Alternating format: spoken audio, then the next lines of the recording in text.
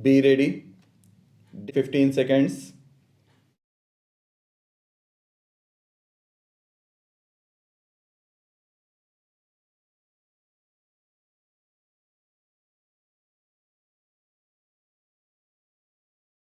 The planning process is as it should be under constant review, and we must not feel shy of initiating new approaches to planning perspectives.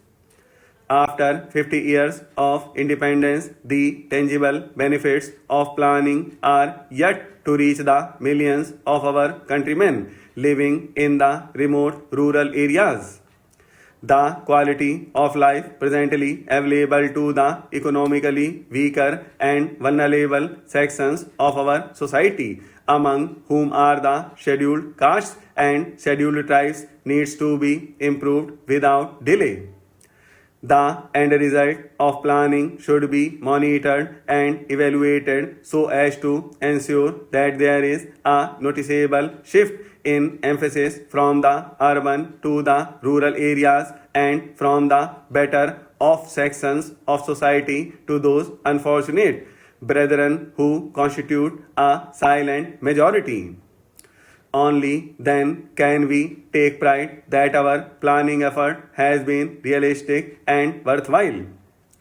Any effort in the direction I have indicated cannot possibly be fruitful unless the administration which is to implement these socio-economic programs is in tune with the underlying spirit of this planning exercise and responds with sympathy, understanding, and a sense of urgency to the task given to it.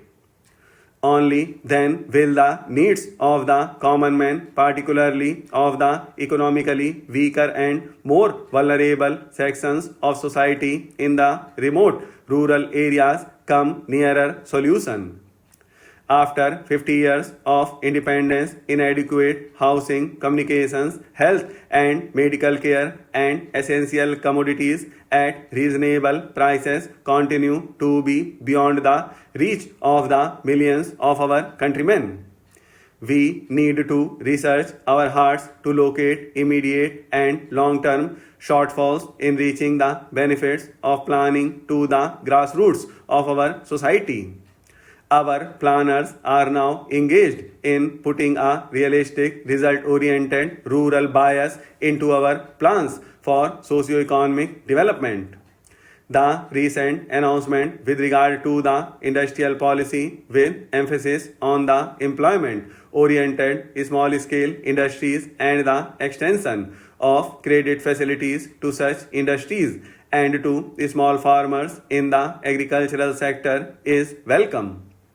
This is an area where the governors of states could use their good offices at all levels to advise, encourage, and caution those engaged in this gigantic nation building exercise.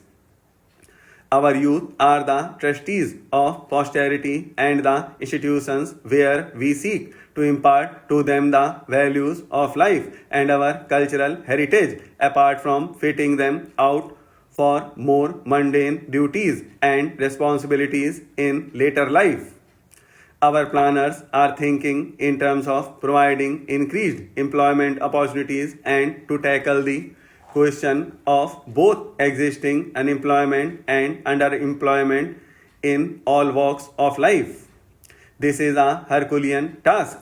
We must therefore at the national level evolve a consensus as to what employment opportunities can be created and what would be the contribution of such an exercise for the national welfare.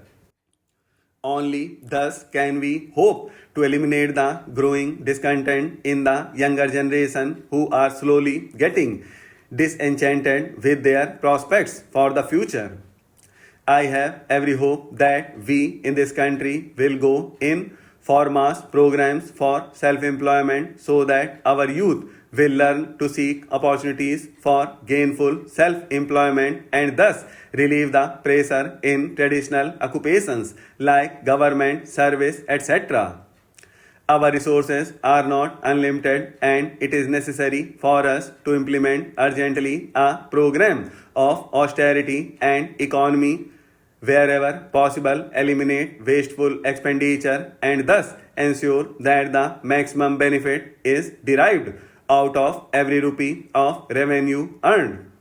There are, of course, traditionally prescribed methods and practices for dealing with these problems, but in all such matters which ultimately tend to become routine and mechanical, example is better than precept, and there needs to be an awakening of individual conscience if at all we are to achieve the highest standards of moral rectitude and honesty in national life.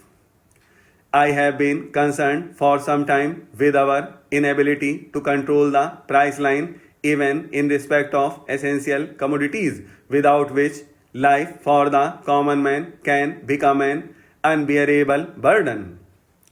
Apart from punitive action, it is necessary to enlist the goodwill and cooperation of all sections of society and all those engaged in the production and distribution process of ensure that there is not only the fear of law but also moral restraint, which places an obligation on all those of us who can help to reduce the scarcity of essential commodities and control their prices.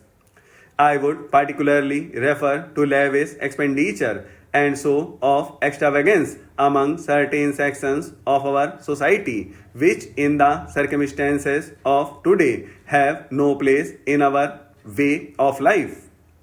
The family planning program has unfortunately in the recent past acquired a poor reputation, not because the program is in itself objectionable, but because some of the methods adopted to force the pace have been unethical.